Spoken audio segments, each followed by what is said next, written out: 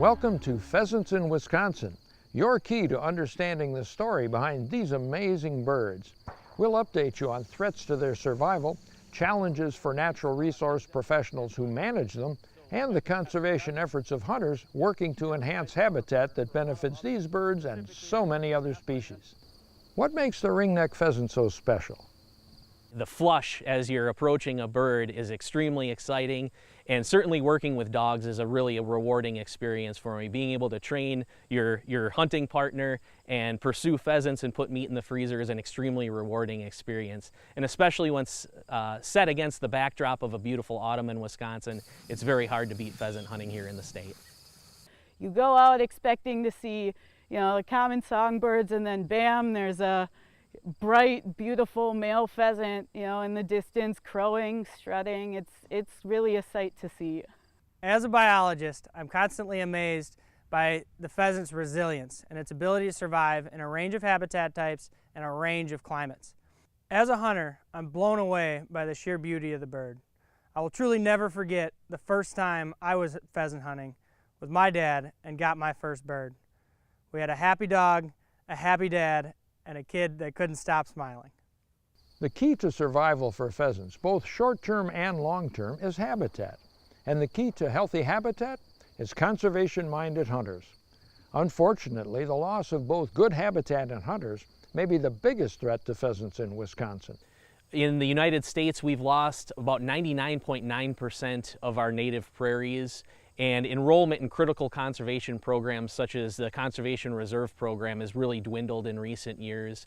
Nationally, we've lost somewhere in the neighborhood of 15 million acres, and here in Wisconsin, we've lost about 500,000 acres of CRP since the peak in the mid-1990s. There are other federal Farm Bill programs as well, such as Wetland Reserve Easement Program, which creates and restores wetlands, which in Wisconsin provides valuable overwinter habitat for pheasants. There's also the Environmental Quality Incentive Program, or EQIP as it's known, which pays incentives to farmers to improve farming practices as well as create or enhance wildlife habitat. Weather can certainly impact pheasants as well. Harsh winters, for example, can lower annual survival rates for pheasants. Also, cool and rainy springs can reduce pheasant production, as these chicks are very young and very susceptible to things like hypothermia. They can't regulate their body temperature as well. So when we have above average rainfall and below average temperatures during that critical brood rearing period, it can have significant impacts on pheasant production. The impact of predators is oftentimes felt in areas where there's other more serious underlying issues as well, habitat loss, for example. So in an area where the amount of available pheasant habitat is shrunk, the birds that are there are consolidated into a smaller area and are therefore more susceptible to predators. Pheasant populations are able to withstand pressures of predators because they produce a lot of young. So evolutionarily, they've adapted to the presence and pressure that it's put on them by predator populations. To understand the threats, challenges, and opportunities for pheasants in Wisconsin, it helps to understand pheasant biology and ecology. We know some DNR experts who can help. Pheasants are a large-bodied bird with long necks and small heads. The males are quite colorful with a red face, green neck and head, and long brown tails with black barring, and of course the distinct white ring around their neck. Females are smaller than the males, kind of a dull brown, but again they have the long brown tail with the black barring. In the early spring, males start establishing their breeding territory, and they'll defend that territory by crowing and strutting. The females will group up into breeding groups called harems, and then the male will also court these females through a variety of different showy techniques. The male will strut or run at the female with his ear tufts erected. The ear tufts are the long feathers on the top of the head. The wattles, which is the fleshy, unfeathered part on the face, will turn bright red and swell up. And the females are not always very responsive to the males, but usually by mid-May, all the females are bred and nesting. The females will build their nest on the ground, and that helps them blend in with the surrounding grassland to prevent predation. Females will sit on their nests for about 3 weeks or 23 days till the chicks hatch as precocial young, meaning that they are pretty much ready to go right out of the egg. Their eyes are open, they're fully feathered with down feathers, and they're ready to run around and start foraging for seeds, insects, and other food sources. Let's take a look at a year in the life of wild pheasants. Wintertime in a pheasant's life cycle is definitely the most dangerous time. There's a couple of reasons for that, one being that the frigid cold and the lack of food lowers their health throughout the winter season. But the biggest factor really is blanketing snow really hurts the habitat value and the places that they're able to escape. For those birds that are able to survive, they break up from that point, they move into different cover types, and they start to create their own territories. And so a rooster will create its territory and start crowing and bring in its own hens. They will nest right in that rooster's local area. A hen will actually potentially lay up to 3 to 4 clutches within a year. However, once they have a successful clutch, that's really all they're going to do, because they will stay with those chicks for the first 8 to 10 weeks of their life cycle. A chick's diet is approximately 90% bugs in its first few weeks of life. So the mothers, the hens, will bring their chicks into pollinator habitats, properly grazed pastures, anywhere that's going to green up first and provide bugs for their chicks. When they move from that heavy insect cover to now cover that's going to keep them away from predators, and also around corn and beans, because as we move into the fall, their diet really becomes corn, beans, sorghum, a little bit of grass seed as well, but they're really starting to pack on the pounds so they can get ready for the winter months. Ideal winter cover includes warm season grasses, cattail marshes, and native brush. And the native brush is an important piece there, because a lot of our invasive problems here in Wisconsin, including buckthorn and honeysuckle, create really no cover underneath, where a lot of our native brush, like dogwood and high bush cranberry, there's a lot of them out there, they'll allow grasses to grow up underneath them. So instead of creating avenues for predators to find birds, they create a maze that birds can hide in. Throughout the year, habitat is key for wild pheasants. Pheasants Forever is the habitat organization. Established in 1982, since then we've improved 17 million acres of habitat. We've done this through 530 habitat projects. In addition, we've completed 1,500 land acquisitions, one of which we're standing on here today. Over the process of 7 acquisitions, this property has now grown to over 800 acres. Property was purchased by Pheasants Forever and then donated to the DNR so that the property can be maintained as public. So you don't have to be a hunter, trapper, or fisherman, own a dog to come out here and enjoy this property. Pheasants Forever has a truly unique grassroots conservation model that they follow that keeps us effective and efficient. 100% of the funds raised by the local volunteer chapters stays local, and those chapter volunteers get to decide how that money is spent. We pride ourselves in that we build the best habitat for birds, both pheasants, quail, and other wildlife. Those outside influencers, weather and predators and so on, can have an influence on population. But if we provide the highest quality habitat, bird populations will maintain or increase even in times of tough conditions. You know, really the structure of these grasses, how they stand up, they're going to hold up to our snow cover here in Wisconsin, and they're going to create pockets underneath that those birds can hide in for thermal cover. They're also going to find all these seeds. That's going to be a great food source for them, as these grasses will stay standing through the winter. We're dedicated to upland wildlife habitat conservation, as well as preserving the rural outdoor traditions that we're familiar with, such as hunting, trapping, fishing, and bird watching. So this is the kind of habitat that we like to see in place for spring nesting. You know, it's got good aerial coverage, so if we were an aerial predator, we wouldn't be able to see that nest. It's wide spanning, so any kind of ground predators like fox or skunk, they're going to have a difficult time searching this field for nests. It's a really great habitat. Pheasants Forever is a science-based organization, and because of that, we hire wildlife biologists or farm bill wildlife biologists across the country. Currently, we have over 100 biologists. Here in Wisconsin, we have 7 biologists that span the entire state, covering every county, any landowner that wants our help or assistance. If you look at the numbers, Wisconsin is approximately 80% privately owned. And so if we focused all our resources on land acquisitions like this one, that would only cover 20%. We wouldn't be doing our wildlife a true benefit by only working on public lands. My job entails working with farmers to look at fields like this one here, identifying areas that are not as profitable as they could be. This soybean field used to extend beyond this to a ditch. That area was prone to flooding in the spring, and so this farmer decided to take it out and plant it to a shelter belt like we see here. And when winter comes, they can roost in these pine trees for additional thermal cover. He kept the best, conserved the rest. Not only is this a win for the farmer, but it's also a win for the pheasant. While many partners are working together on habitat, the DNR is also supplementing natural pheasant reproduction at the State Game Farm at Poynette and releasing them on about 91 properties open to the public across Wisconsin's pheasant range. We're going to release 75,000 birds again this year on public lands for people to hunt. And let me tell you, as somebody who's hunted outstate, these birds are second to none. They are beautiful looking birds and a great opportunity for people to pheasant hunt right here in Wisconsin. The state of Wisconsin started pheasant releases early in the 1930s.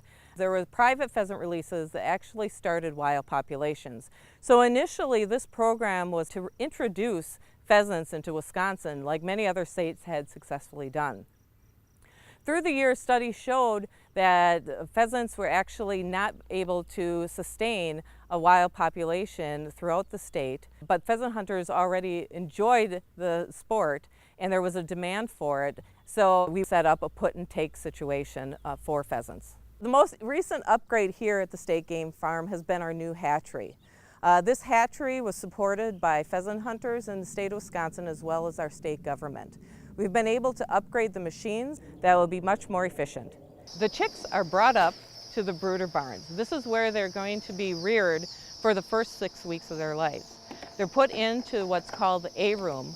This A room, when they're first brought in, has a lot of food and water containers all along the floor. This allows the chicks to figure out where the food and water is in the buildings. As they grow up, the food and water containers are removed slowly, so there's only a small portion at the end of the time that they're in the barns. They move to the B room, which is just a larger room as they're growing bigger. And again, this is for them to grow up until they're 6 weeks old. This is our B room. This is where the birds come after they're 20 days of age and then are moved out at 6 weeks old. You can see the room is much larger than the A room was. We have automatic waterers for them as well as automatic feeders. The automatic feeders and waterers help us to be able to manage the birds without having a lot of contact with people, which hopefully will make sure that the birds don't tame down and are more wild when they are hunted in the fall. The birds raised here at the State Game Farm in Poynette are released on 90 public areas in the state of Wisconsin. Pheasant stocking season starts a week before pheasant hunting, which starts in October.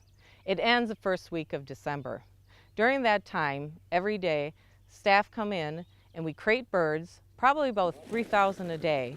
Those birds are sent to wildlife biologists throughout the state and they will stock the birds onto their areas.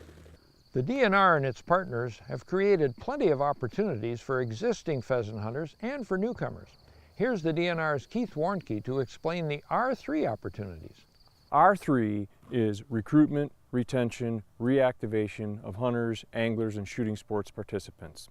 We in Wisconsin have seen a decline in the number of hunters over the past 10 to 12 years. Now, it's not a steep decline yet at this point, but it is going down and it's expected to go down a lot steeper in the future.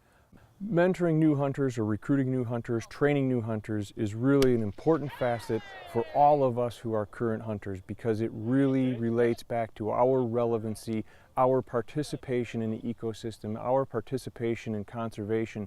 People need to learn more about that, and they love to learn about conservation funding. They love to learn about the other species you're going to see out there. They love to learn about watching the woods wake up.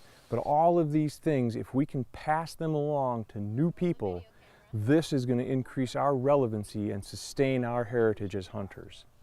Mentoring a new hunter is really easy. It's doing what you do every day in the field while you're hunting and inviting someone else to come along.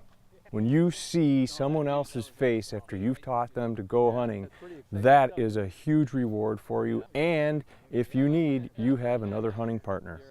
Women are the fastest growing segment of new hunters, so anything we can do to invite more women along hunting, invite girlfriends, invite our spouses, invite our daughters, and take young women hunting is going to be a benefit, because those are folks who wouldn't normally in the past have had the opportunity to start hunting, but they're people that we can train and who are definitely interested in hunting. I have never hunted before, but I come from a whole family of hunters. And what got me into it is my daughter. My daughter has 4 boys, and they had just gotten into it. And she suggested that she and I do this, and I thought that'd be a fun time to spend with her. So that's what got me into it. And I want a bird. I want a bird. And one thing that we know for sure from the research and from data and from surveys is that if mom hunts, it's far more likely that the family's going to keep hunting. In addition to an interest in food, people have a really big interest in watching dogs work. It's a huge attraction. So if you've got a pheasant hunt club or you've got a dog club, people really like to get involved, get engaged in pheasant hunting because of the dog work. Perfect way to get people involved. So for all the hunters out there who are thinking that they want to participate in R3, recruitment, retention, and reactivation, one very key thing to make sure is that your experience, be it hunting, fishing, deer, turkey, bluegills, whatever it is connected to another experience, so that new participants don't only get the one and done, but they get to go to a bluegill fishing event, they get to go to a deer hunting event, they get to go to a turkey hunting event, they get to go to a pheasant hunting event or program, so they have all these various skills and trainings in their back pocket. Because if you think about it, when we started hunting, it was not a one and done deal, that's for sure. We had a mentor who took us along again and again and again until we had the tools and skills and we felt confident enough to keep going on our own. So that's a very key thing to remember, is that make sure your programs or your activities are connected to another experience for novice hunters. Pheasants taste great, and they're an excellent source of healthy protein. Here's Dave Roll, a hunter and Pheasants Forever chapter board member, to show us how to clean and cook pheasants. Filleting a pheasant and getting it ready for your meal is a fairly simple, straightforward procedure once you understand a couple of basic anatomy bits. Take a sharp knife sideways and just make a little bit of a notch. Now work your thumbs right up the middle of the breast. Pull the skin down to the side on each side. We take the fillet knife and touch right up against the side of the sternum or the breastbone, and just cut right through that tendon that binds the two together. Nice clean breast fillet. Drop that in the water and go do the other side. We're going to go the direction of a Mediterranean rub. This is a combination of basil, oregano, thyme, there's some mint leaves in here. Then I flip the fillets over and do the same thing to that side. I have a spray bottle of olive oil here. This will help to keep it from sticking to the grill. And we're just going to throw them right on there. And this is lean, fairly thin meat that will not take very long to grill, so keep an eye on your timer. We're going to go about 2.5 minutes per side. Okay, it's about 2.5 minutes. Looks like it's time to turn it over. Another 2.5 minutes up. Oh, they look great. Nice grill marks on there. We're going to plate this up with a classic Mediterranean dish called tabbouleh. I'm using homemade orange marmalade to put a nice sweet glaze over the top of the bird. And then another nice garnish is some chopped green onion. And there you go. Pheasant breast, Mediterranean style. More and more hunters have discovered, beyond the excitement of the hunt and the savory mealtime fruits of your labor, there are additional benefits for pheasants and for pheasant hunters. I'm talking about the joys and rewards of being a mentor. After years of being in the field and hunting and enjoying the sport, it is much more rewarding now to take a young person out or an older person that hasn't hunted before, teach them about the ethics, the dog work, and the joy of hunting, and really see them light up and then find the enjoyment that I've found over the years and to pass it on. If somebody did this one time, they would do it the rest of their life, because you're giving back to kids that absolutely need it. You have the expertise to do it. Why would you not share? I enjoy watching the kids get their first bird. The smile on their face is priceless. I mean, for me, it's always been not always about birds in the bag, just the joy of being outdoors, watching my dogs work.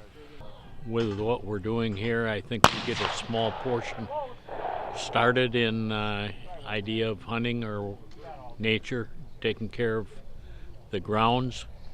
And I have 6 grandkids of my own, and I'd like them to come back here and maybe enjoy this place also. It's easy now with online resources, apps, and smartphones to find a place to hunt. There are a number of different tools that the DNR makes available to the hunters to find different places to hunt pheasants. For example, we have the Fields and Forest Land Interactive Game Bird Hunting Tool, or F-Flight as it's known, which is an interactive mapping tool where people can actually find the properties that are stocked with pheasants throughout the state. This can be found on the DNR's website. Also on the DNR's website is a list of the stocked properties as well as a number of birds that will be stocked on that property in that given hunting season.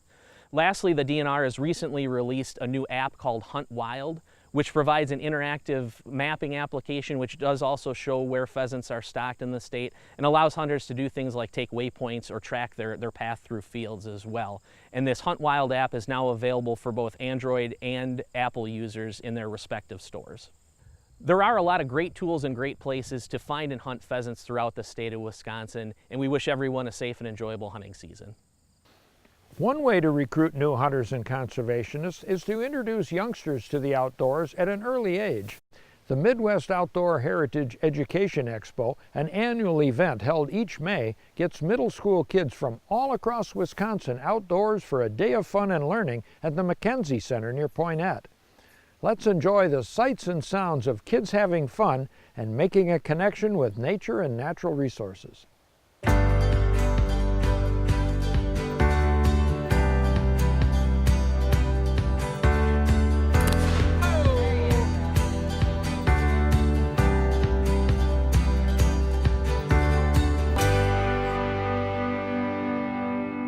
Our youth is what we work for. I mean, we're trying to perpetuate an environment for future generations that will enjoy the things that we've learned to enjoy through our lifetime. We have an uphill battle, I will say that. You know, there's a lot of people that have been taught for a long period of time that the things that are conservation principles are no longer realistic, and that isn't true. I mean, Aldo Leopold and the people that started this whole movement, and before them even, understood the base values. It isn't preservation, it's conservation. As you look around most conservation meetings, the great denominator is gray hair. And we need to stop that. We need to involve young people in it so that there's a future for us. And events like this enable young people to get an exposure to it, different things. And maybe they end up bird watching for a hobby, but by golly, at least they're outside enjoying themselves. The MOHE event is a great opportunity for us to reach kids that ordinarily don't see hunting opportunities and outdoor activities. Walking in the grass and seeing all these trees together is a different experience. They seem, some of them, actually out of their element. So we're trying to bring them in and just at least open their eyes and have another viewpoint shown to them. Wisconsin changed its mentor hunting law to allow anybody of any age to go out with a mentor and hunt. And so that opportunity now is available for anyone. And so the kids that are standing behind me and are on this grounds today, they are now eligible to go out and give hunting a try at this young age. And so by giving them opportunity to see all of what's going on the grounds here, maybe we spark their interest. We might be able to create some new hunters and new hunting families because of that. Kids love the interaction, to be able to do some hands-on things. They trace some tracks. Each station has not only the tracks, but the skulls and a replica of the scat as well. So this age group, scat is always a big hit. NASP stands for the National Archery in the Schools program. The program is run during the physical education class. It's done that way because those teachers have access to the gym. But it's also done as part of science, math classes, outdoor skills classes, outdoor education classes, and at the high school level, a lot of the lifetime skills programs. The ultimate goal, obviously, is to get them to continue on into the outdoor skills programs and get back into the outdoors and enjoy nature. We're always constantly looking for more partner groups, more opportunities to get in front of families and kids and youth groups to introduce them to not only the archery program, but to NASP and all the outdoor skills programs that the DNR has to offer. Here today we have our heavy unit, which showcases our wildland fire suppression duties. We also need to appreciate our woods and what they give for us. So we have our wood cookie necklaces that the kids get to design and decorate. We ask them to earn their necklace to give us one thing they like about wood. The woods and forests and trees, and so we try to bring an awareness of what the woods provide for us. On behalf of the Outdoor Heritage Education Center and our partners in conservation, thank you for joining us for Pheasants in Wisconsin.